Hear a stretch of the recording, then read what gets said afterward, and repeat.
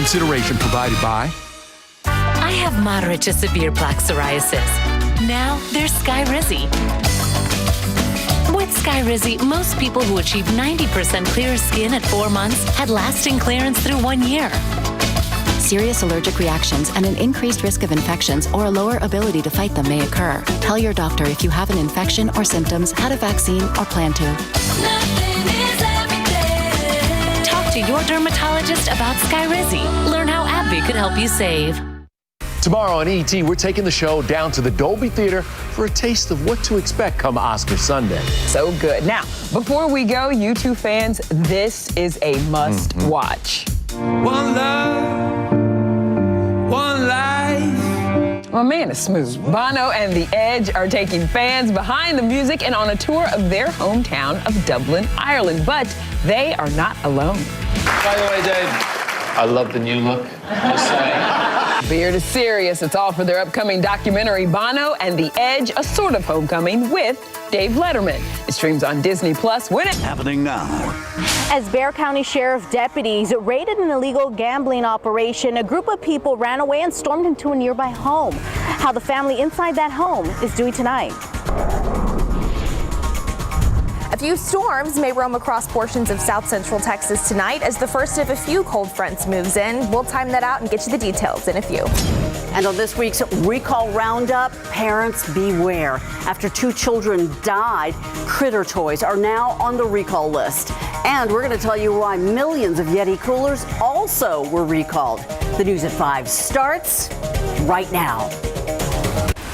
First at 5, breaking news over at Brennan High School. Northside ISD telling us the school was placed on modified lockdown today after a stranger was found on campus.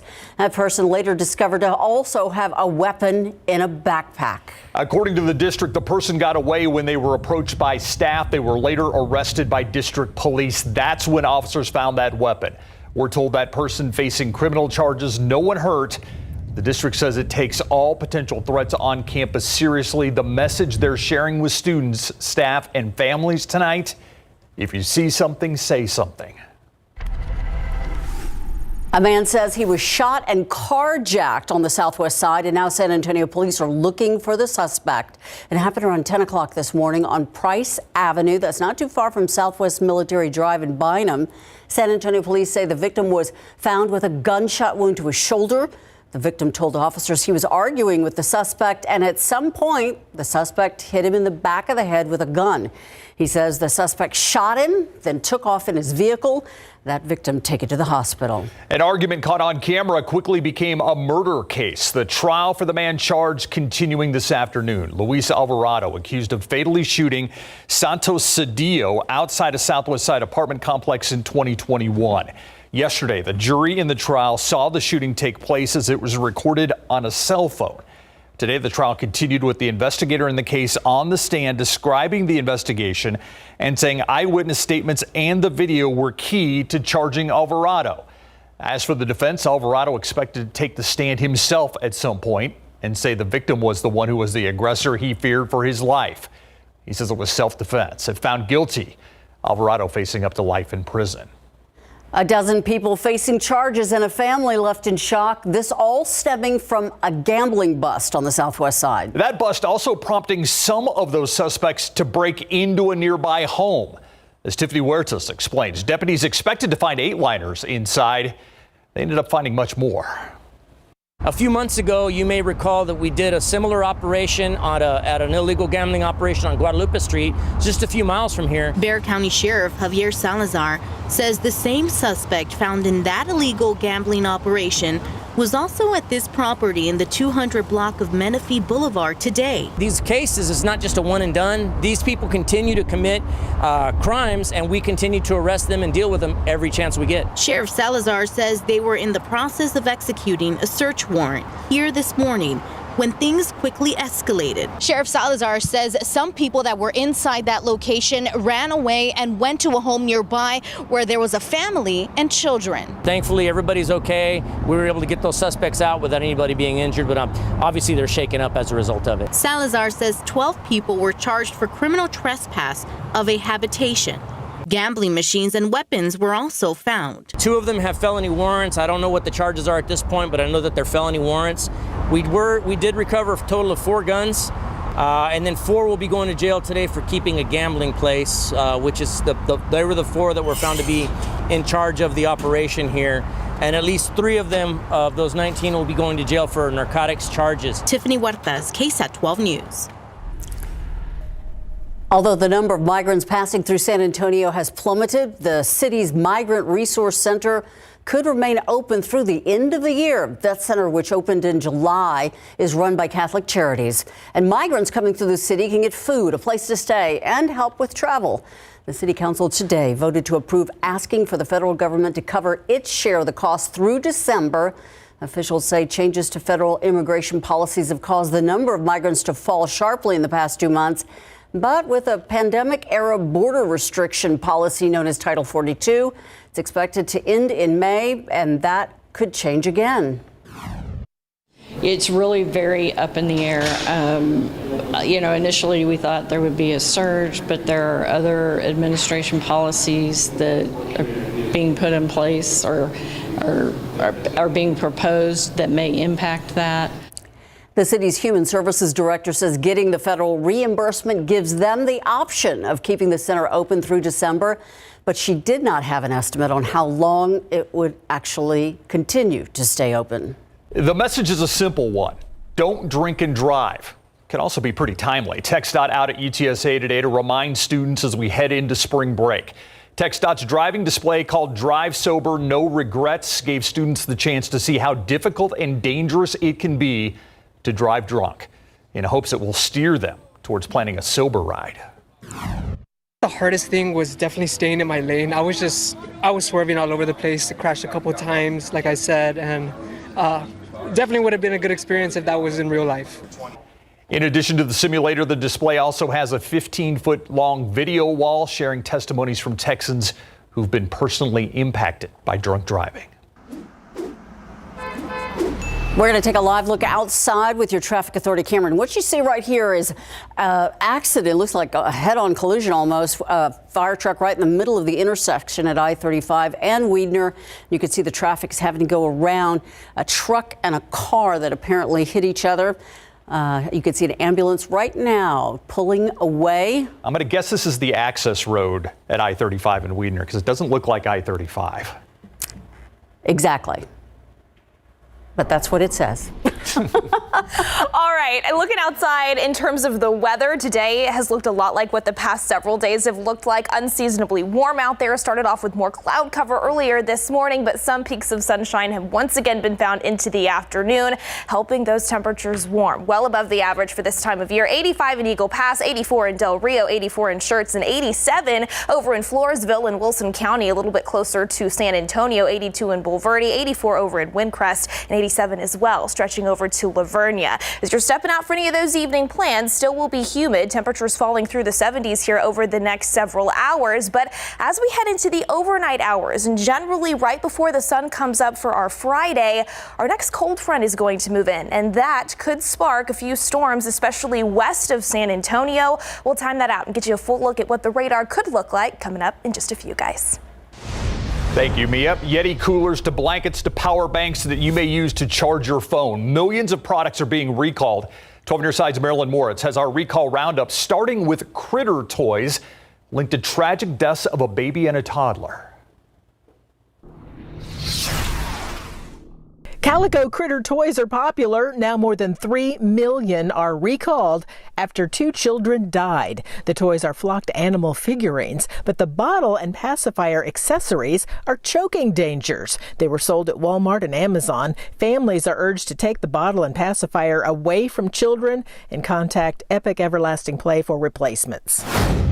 Nearly 2 million Yeti coolers are recalled. The problem is the high-powered magnets used to close them. They can detach, and if a child swallows the magnets, they can be deadly. The recall involves the Hopper soft cooler and soft backpack and Sidekick dry gear case. They were sold at Dick's Sporting Goods, Academy, and more for the past 5 years. Contact Yeti for a refund.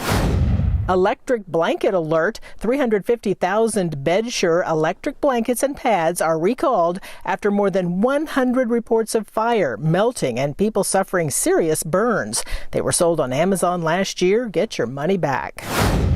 And if you use this power bank to charge your phone, tablet, or laptop, stop. 42,000 Anker 535 power banks are recalled because they can overheat and start a fire. Look for the model number A1366. Lithium-ion batteries shouldn't be thrown in the trash or the recycler. They're considered hazardous waste.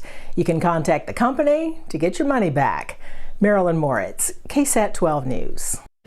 Senate Minority Leader Mitch McConnell in the hospital after a nasty fall. His team told ABC News McConnell fell at a popular Washington, D.C. hotel this week. Lawmakers are rallying around the 81-year-old who tripped at a GOP fundraiser dinner and suffered a concussion. A statement from his communications director says he's expected to remain in the hospital for a few more days of observation, but is grateful for his colleagues' warm wishes. Another train derailment happening today involving the same railway company at the center of a toxic derailment in Ohio last month. And it comes at the same time the Norfolk Southern CEO was testifying on rail safety on Capitol Hill. As ABC's M. Wynn explained, Shaw is facing questions about preventing another train catastrophe, as its company has had 3 crashes since the start of February. Senator, we're going to do what's right for the citizens of What's right is to cover their health care needs. Will you do that? Everything is on the table, sir. Today, congressional lawmakers demanding answers from Norfolk Southern CEO Alan Shaw after the train derailment in East Palestine, Ohio, where the cleanup of toxic chemicals continues. I want to begin today by expressing how deeply sorry I am for the impact this derailment has had on the residents of East Palestine and the surrounding communities. Both sides of the aisle calling for Norfolk Southern to be held financially responsible for the fallout of that February 3rd derailment. The rail company previously pledging millions of dollars to impacted regions. The committee's top Republican pivoting criticism to the EPA, claiming a lack of transparency.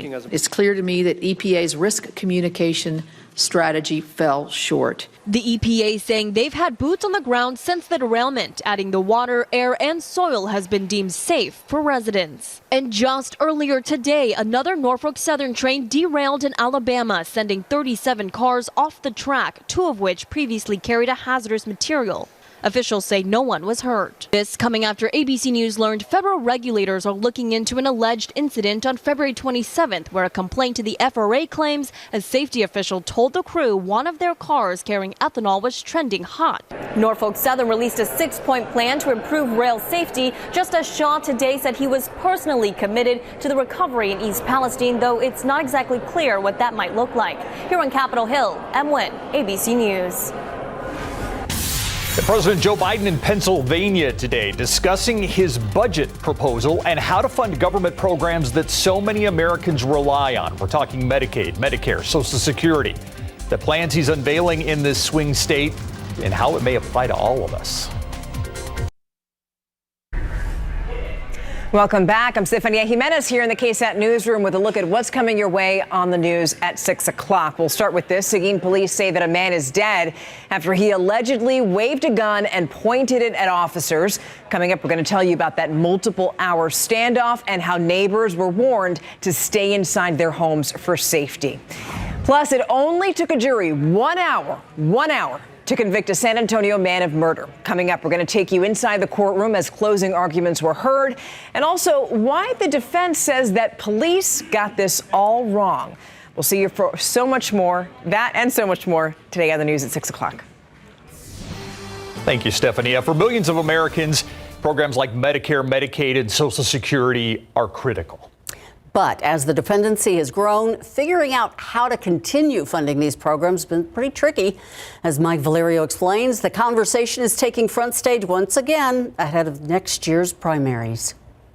Entitlements have long been a hot-button issue. People felt like it was the third rail of American politics. And solutions to funding them still seem out of reach. I will put Medicare and Social Security in a lockbox. Medicare, Medicaid, and Social Security account for more than a third of the federal budget and provide a critical safety net for tens of millions of Americans, especially retirees. But as the number of people relying on those programs grows, the money is running out. There's a commitment we have to people to age with dignity, but there's an awful lot of abuse and waste that goes on. The White House hopes to address the crisis in President Biden's 2024 budget proposal. I will protect Social Security and Medicare without any change. The document includes a plan to fund a key piece of Medicare through the 2050s by raising taxes on Americans making $400,000 or more a year and allowing Medicare more leeway in negotiating drug prices. My budget will not cut benefits, and it will definitely won't sunset programs. The White House says the budget likewise includes provisions to shore up Social Security and lower Medicaid spending, while also expanding health care access. But with Republicans in control of the House, the plan will be dead on arrival when it reaches Capitol Hill, though GOP leadership insists there is no agenda on the part of Senate Republicans to revisit Medicare or Social Security. Period. Just how they plan to tackle the issue remains in question as congressional Republicans prepare their own budget expected in the spring. I'm Mike Valerio reporting.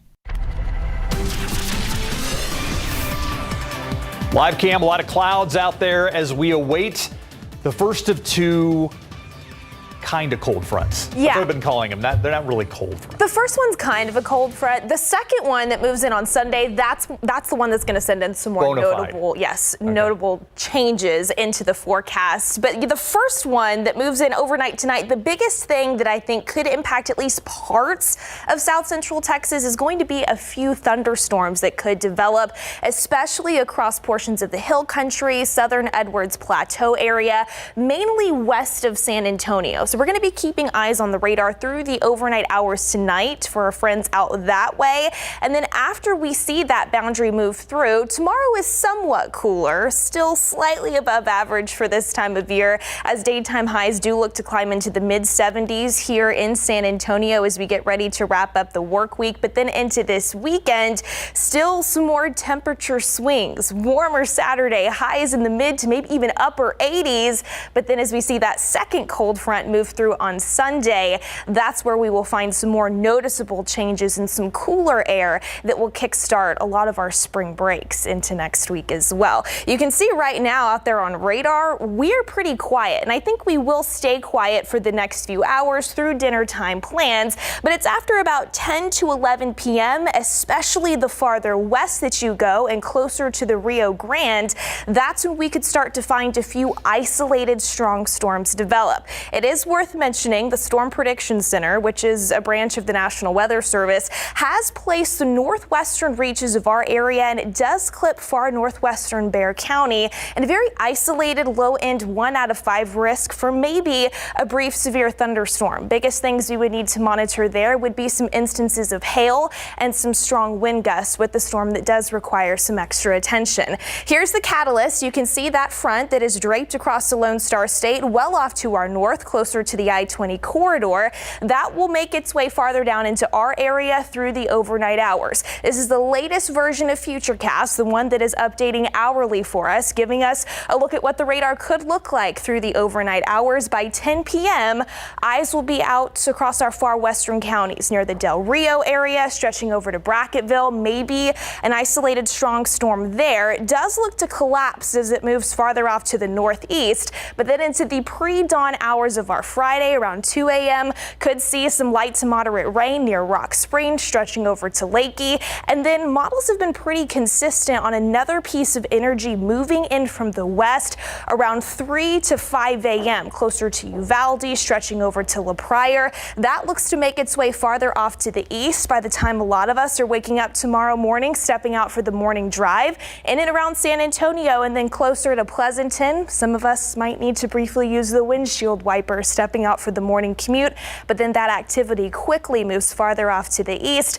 and will dry things out throughout the remainder of the day. So we will keep eyes on it through the overnight hours. Not a bad idea to keep your KSAT Weather Authority app handy there as well. Temperature-wise, muggy mid-80s yet again this Thursday. Tomorrow, we'll start off in the low 60s here in San Antonio. Some upper 50s certainly possible north and west of our area. Start off with the cloud cover again, that lingering rain chance, and then as we head into the afternoon hours, more peaks of sunshine are expected to be found, and temperatures are a little bit cooler than what we found out there earlier today, topping off in the 70s for the better portions of our area. Still, we'll hold on to some muggy conditions into Saturday.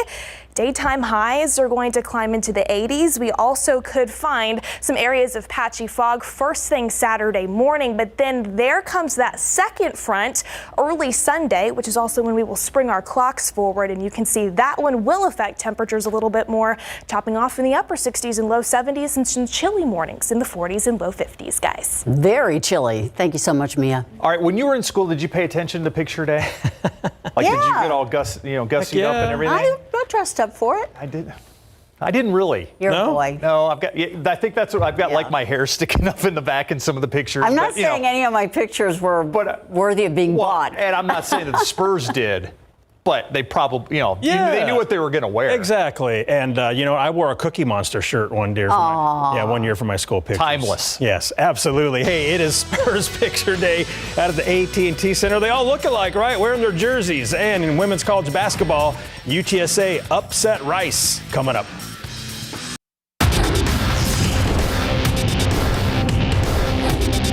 My hat goes off to them. I mean, without them, none of this would be possible, and they make it possible for us. So, they're a big part of what we do. It was picture day for the Spurs, but not just the players. The entire organization was on the court in Big Board Sports. It is time to say cheese. The Spurs took their team picture at the AT&T Center today, and rookie Jeremy Sohan colored his hair purple for the special occasion, his first NBA team pick. Blake Wesley, Devontae Graham, and Trey Jones were all rocking headbands. Plus, every player had the red McCombs ribbon on their jersey to honor the Spurs' late founder. Shooting guard Devin Vassell is back after missing 2 months to recover from a left knee procedure. He had surgery on January 11th and returned to the lineup Thursday, March 2nd, scoring 18 points off of the bench. Today, Keldon Johnson, the Spurs' leading scorer this season, was asked how their games complement each other. Me and Devin pretty close. I feel like, and it just carries on to the court. I feel like he's special talent. I mean, he gets to mid-range, he can shoot the ball, he can do it all. The little time we had together, we definitely enjoyed it, but we'll be back soon. He's getting healthy. I'm happy to see him, running around and things like that, seeing the progress. So I think that before we both be back on the court full power. Spurs will host the Denver Nuggets tomorrow night at 7. Number 6, UTSA played number 3 Rice in the Conference USA Championship quarterfinals at the Star in Frisco. Rice led 17-14 after 1 and then dominated the second quarter, holding UTSA to 5 points to lead 31-19 at halftime. But UTSA would come back behind Conference USA Player of the Year Jordan Jenkins. She's going to drive and score to make it 58-54 Roadrunners with 34 seconds to go. And UTSA comes back from 15 points down to stun Rice 62-54. Jenkins led the way with 22 points. The want to not go home. We just all wanted to be as connected as we could in the last 20 minutes and just fight for one another. It's too early to go home for us, so we just kept that in mind and kept the bigger picture tonight. Number 6, UTSA will next play 2-seeded Western Kentucky tomorrow night at 7. And in the boys basketball playoffs, Class 3A state semifinals, Childress beat Lytle 69-48 at the Alamo Dome. Lytle finishes their wonderful season 34-7, advancing to state for the first time in 99 years. There you go. All right. Thank you, Larry. Yep. We'll be right back. All right, a few storms possible tonight, especially west of San Antonio. Warm again as we head into Saturday, and then that second front will send in some cooler air for the start of next week, guys. Thanks, Mia, and thank you for watching the News at 5 with us. World News up next. We'll see you back here at 6.